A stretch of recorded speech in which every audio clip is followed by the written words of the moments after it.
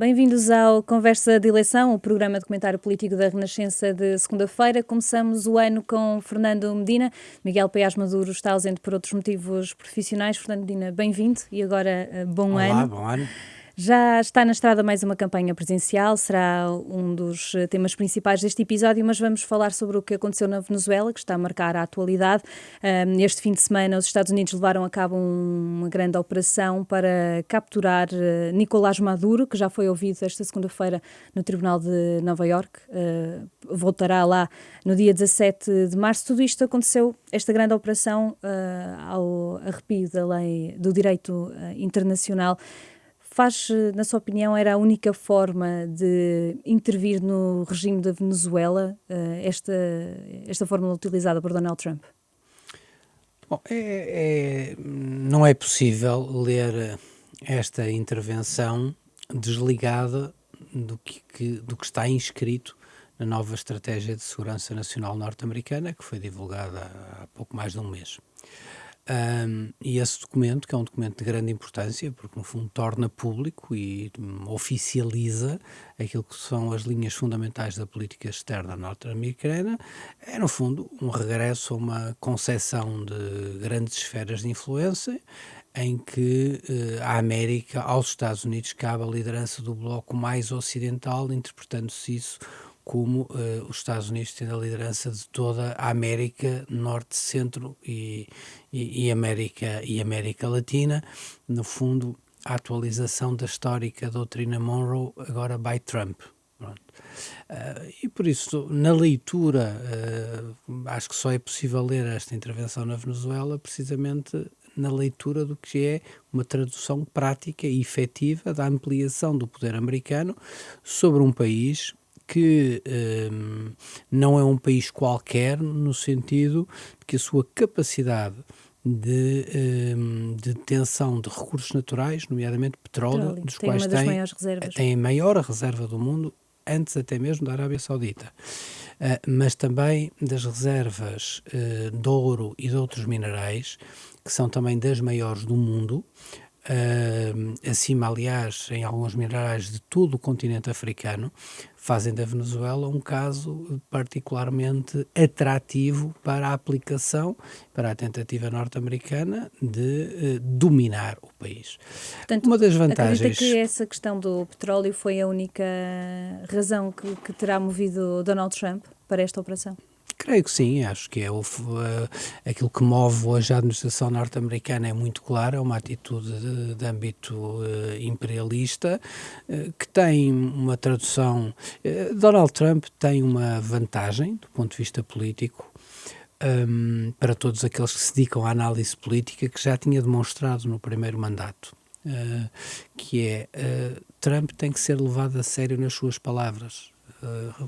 Não sei se a Filipa se recorda, quando foi do primeiro mandato, Donald Trump dizia-se, não nos preocupemos porque ele diz estas coisas, mas depois isto não é nada assim, depois os militares não o deixam fazer, depois isto não será assim, isto será amenizado, tudo saiu errado.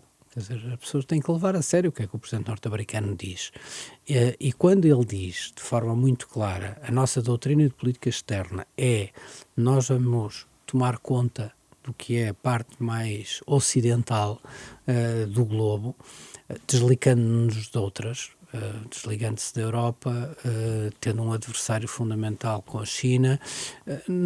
Aqui o que ele faz é concretizar essa leitura. Ele, aliás, não procura sequer esconder, isto é, percebe-se a preocupação da Procuradora-Geral ou do Secretário de Estado Marco Rubio em tentar encontrar as bases sobre a legalidade de que estavam, no fundo, a deter um criminoso procurado nos Estados Unidos, mas Trump é muito claro e até desfaz essa argumentação de forma muito clara, dizendo isto agora é nosso, nós temos que ser ressarcidos do que foram as nacionalizações ocorridas de companhias norte-americanas e de explorações de companhias norte-americanas pelo petróleo, isso agora vão governar por nossa conta.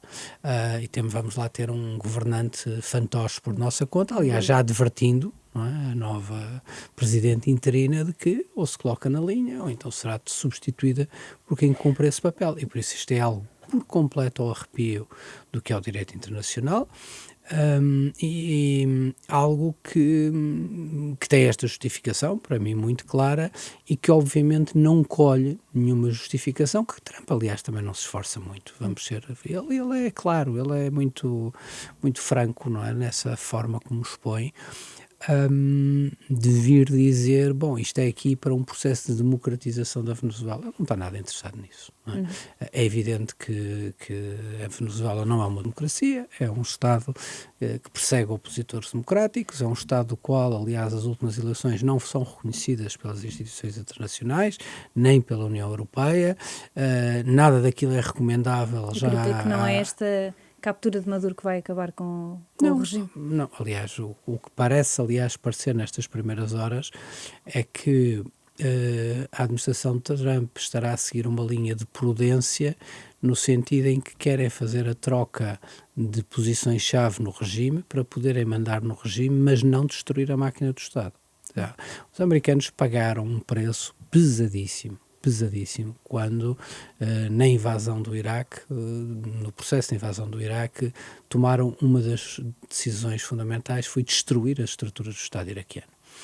E depois ficaram com um problema. Tem um território gigante, tem dezenas de milhões de pessoas para governar, só que não tinham Estado. Por isso tiveram que reconstruir um Estado do zero, e as dificuldades foram tremendas e motivou que as coisas ficassem como ficaram. Aqui a intenção não parece ser essa de destruir um Estado, não, querem manter as estruturas do Estado, lá se fizeram e arranjaram os seus aliados internos dentro do chavismo, e agora haverá um processo, porventura, de adaptação entre atuais maduristas, continuadores do chavismo, novas figuras que se aproximam numa tentativa de manter o Estado e o regime, agora ao serviço dos americanos. O que é que a Europa pode fazer? Europa? Sim, pode ter alguma influência sobre agora o futuro da Venezuela? Algum esforço diplomático que possa fazer? Nenhum. A oposição? Na minha opinião, nenhum. Porque a Europa não tem, obviamente, hoje peso negocial junto da administração norte-americana. A administração norte-americana respeita a Europa exclusivamente nas matérias, ou no seu fundamental, não direi exclusivamente, mas fundamentalmente nas matérias que têm a ver com a política comercial, onde a Europa sim tem um poder muito grande pela sua dimensão de mercado, mas também por ser uma união aduaneira, no sentido em que é a União Europeia que negocia as tarifas que o Bloco Europeu aplica aos Estados Unidos, e por isso aí a Europa tem um poder muito grande, em que define o que produtos entram, em que condições e que regras entram, desde as regras sanitárias a outro tipo de especificações, até às próprias tarifas. Mas relativamente às outras matérias, há aqui, obviamente, um diálogo relativamente à situação da Ucrânia, na medida em que os americanos querem livrar-se de toda a despesa que estão a ter com a Ucrânia, mas querem que haja alguém que substitua essa despesa. Querem que essa despesa continue a ser feita, isto é, que se continue a gastar na indústria norte-americana. E há um diálogo a esse nível. Fora isso, a desconsideração da Europa por parte da administração americana é enorme, e por isso aquilo é a zona deles, e por isso não deve a Europa... Não falei, obviamente, com os líderes europeus, com nenhum líder europeu sobre esta matéria, mas não creio que a opinião de algum deles fosse particularmente relevante para a posição de Donald Trump. Este será um dos temas do Conselho de Estado de sábado. Marcelo Rebelo de Sousa convocou um Conselho de Estado para esta semana, aliás, para dia 9. Foi alvo de várias críticas o Presidente da República pelo tempo escolhido, uma vez que se calhará a meio da campanha presidencial. Parece-lhe que Marcelo Rebelo de Sousa poderia ter optado por outra data?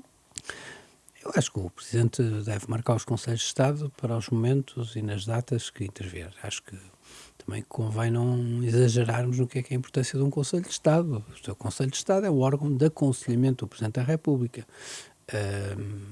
Pronto, é isto que é. Não é um órgão executivo, não é uma Assembleia da República, não é um Parlamento. E por isso tem a importância que tem. Por isso o Presidente entendeu ouvir, considerou oportuno, e recorde-se que este Conselho de Estado foi marcado não a propósito da Venezuela, mas a propósito da Ucrânia. Sim. Isto é a propósito do que se estava a aproximar de um momento determinante, que pode acontecer nos próximos dias ou nas próximas semanas, que é, no fundo, o fecho de uma solução de acordo para a Ucrânia. Ora, o Presidente tem manifestado preocupações, na minha opinião, extremamente corretas, e no ponto de que um acordo desequilibrado relativamente à Ucrânia, o que trará é aumentar a força da Rússia para futuros embates. E por isso a discussão, nomeadamente no dossiê da Ucrânia, nomeadamente de um aspecto importantíssimo, que são as garantias de segurança, é algo que tem que ser feito, e é óbvio que é essencial que ele se faça em Portugal, porque nós aqui andamos muito entretidos a achar que estas questões, matérias internacionais, são assim as notícias do resto do mundo. Pronto, está aqui a pequena aldeia de gauleses, mas não é assim. Caso haja a possibilidade de haver, assegurar uma capacidade de defesa e de segurança reforçada à Ucrânia, isso obviamente vai envolver tropas que terão que envolver tropas de vários países e, nomeadamente ao nível da NATO, envolve tropas portuguesas. E por isso isto não é uma matéria que nos vai entrar dentro de casa com alguma rapidez. Entretanto, surge o tema da Venezuela e está em cima da mesa o próximo, que é o tema que Trump já lançou, que é o tema da Groenlândia. Porque o tema da Groenlândia, não só Trump o disse, meio a brincar que vamos ter notícias daqui a 20 dias, porque a eles estão-lhe sempre a brincar com ele, a dizer que ele está sempre a dizer vou ter notícias daqui a 15 dias, por isso ele desta vez disse daqui a 20 dias.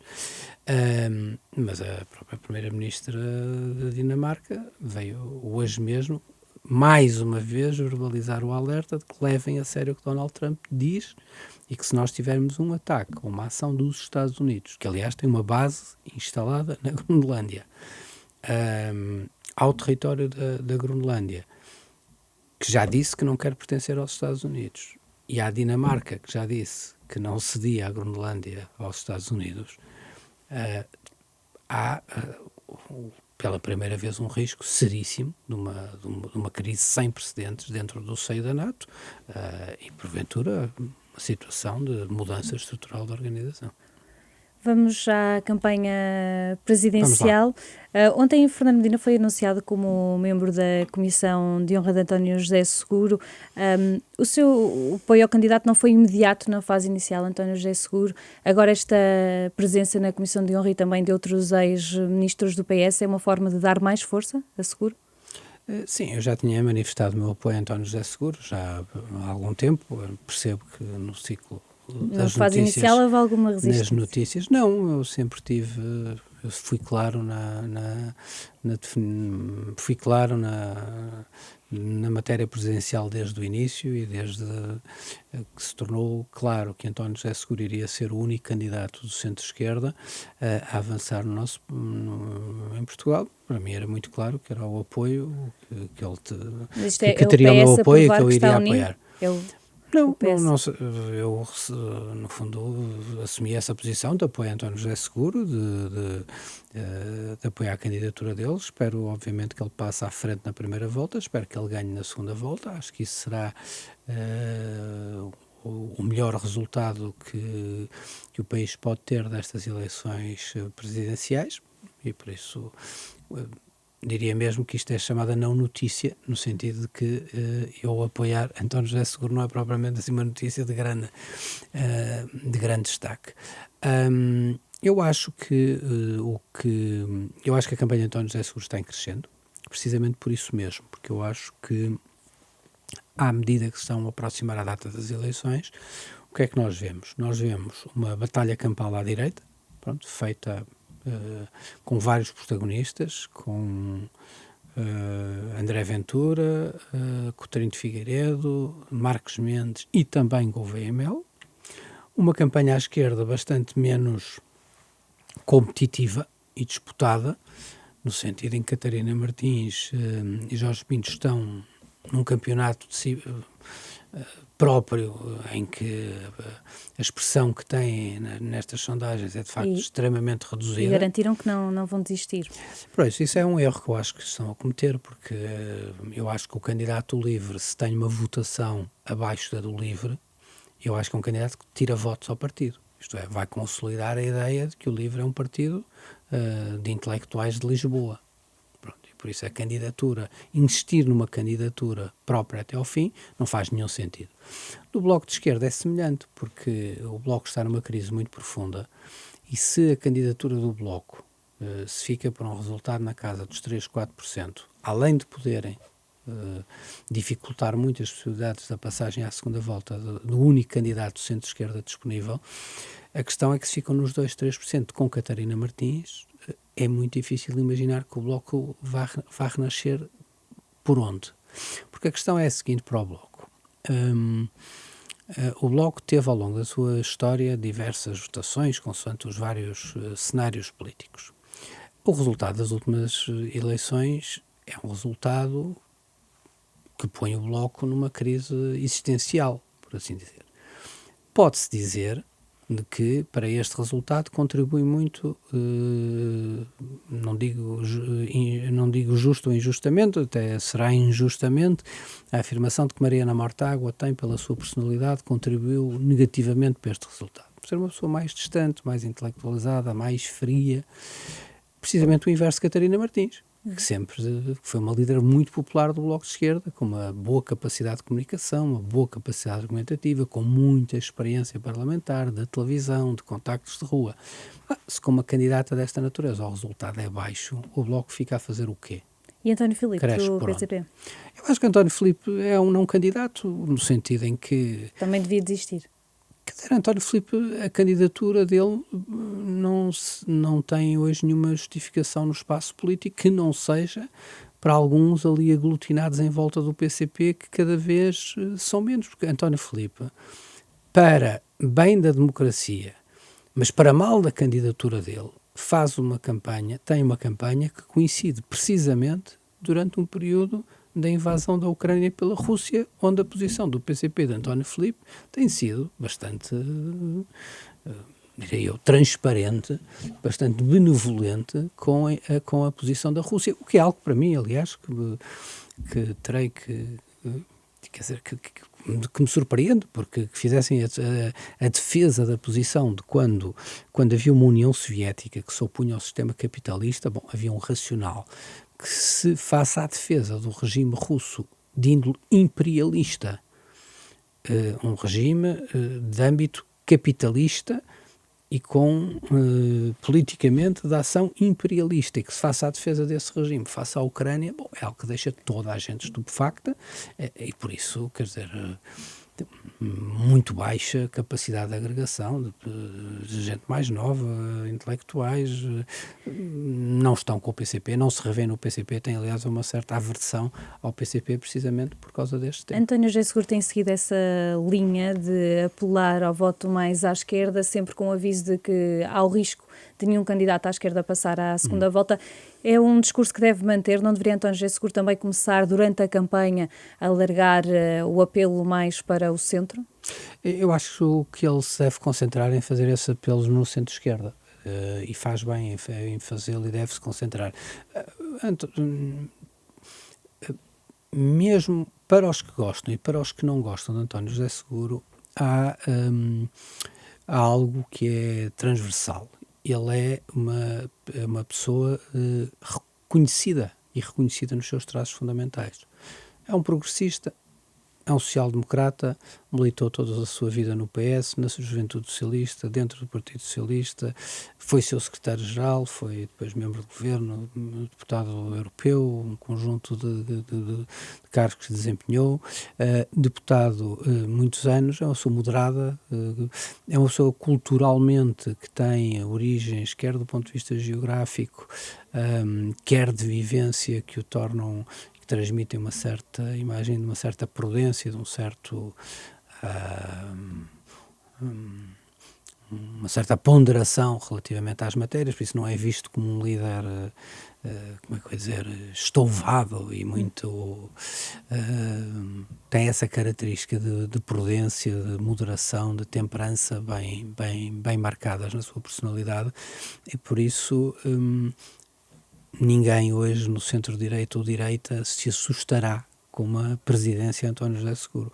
O que eu acho que ele tem que fazer, e está a fazê-lo, na minha opinião, corretamente, é de facto mobilizar o eleitorado do centro-esquerda, que se revê em valores que são diferentes do centro-direita, são diferentes dos da direita, a valores que têm muito a ver e que estão muito balizados na justiça social, no desenvolvimento económico com coesão, com equilíbrio para o global da sociedade, com a defesa dos valores ambientais.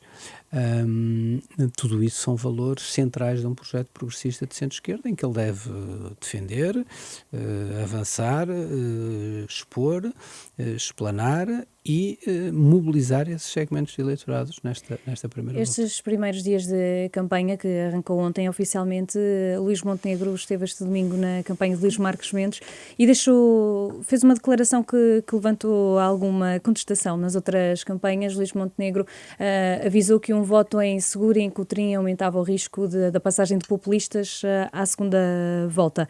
O que considera deste apelo de Luís Montenegro, estar a tentar chegar ao eleitorado de António José Seguro? Eu acho que essa intervenção de Luís Montenegro não tem como destinatário António José Seguro, tem como destinatário Coutinho de Figueiredo. José Coutinho de Figueiredo mas também e fala Marcos de Mendes. Seguro, não é? Diz que um voto em António José Seguro também aumenta esse risco.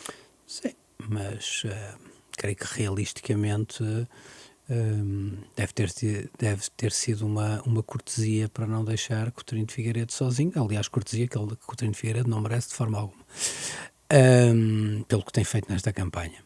Eu acho que o grande tema é o tema da disputa Coutinho de Figueiredo e Marcos Mendes, que eu acho que é uma disputa, como se tem visto, absolutamente fratricida, com Coutinho de Figueiredo a encetar uma luta sem quartel e sem temas, de ataque total a Marcos Mendes, porque precisamente eles estão a disputar uma parte do mesmo eleitorado. Eu diria mesmo que eles estão sentados exatamente dentro dos mesmos segmentos eleitorais. E Coutinho precisa, não é, de retirar espaço eleitorado a Marcos Mendes. Tem ali uma grande sobreposição, porque eles estão ambos no centro-direita. Um com ar mais liberal, outros com ar mais social-democrata, um com ar com uma fala mais vibrante, outro com uma fala mais temperada, mas estão exatamente ali no mesmo segmento. E por isso é que a agressividade entre eles é muito grande nesta campanha, e por isso é que o Luís Montenegro veio, no fundo, dizer ao povo social-democrata: não se enganem, não vão pelas cantigas. Portanto, a candidatura de António José Seguro não tem que se preocupar com este... Não, em nenhum momento a candidatura de José Seguro tem de se preocupar com nada, no sentido que tem que se preocupar com si própria e com a mobilização do seu eleitorado e de quem quer apoiar António José Seguro. Eu não creio e acho que o espaço, não é, que há hoje para debate, porque o que é que nós temos no nosso mapa? Nós temos um mapa à direita que está com Marcos Mendes, Coutinho de Figueiredo, André Ventura e o Almirante. Parte do Almirante. Considera que é mais difícil a passagem de um candidato de direita à segunda volta? Não. Saber qual? Não, pois, o problema é saber qual. O problema é que as sondagens, neste momento, as últimas sondagens que temos, dão vários candidatos dentro das mesmas margens dentro das margens de erro. E a campanha está a começar, e por isso eu acho que é uma campanha que se vai decidir muito em cima da hora. Vai ser uma campanha imprópria para cardíacos. Vamos ter isto tudo a subir e a descer, e possivelmente, aquilo que me constou, vamos ter uma campanha com muito poucas sondagens. Nomeadamente presenciais, que são as que têm maior dose de fidedignidade, e por isso eu acho que vamos ter aqui uma eleição que se vai resolver muito em cima do dia da eleição do 18 de janeiro. Fernando Medina, muito obrigada. Ficamos por aqui com a conversa de eleição. Regressamos na próxima segunda-feira.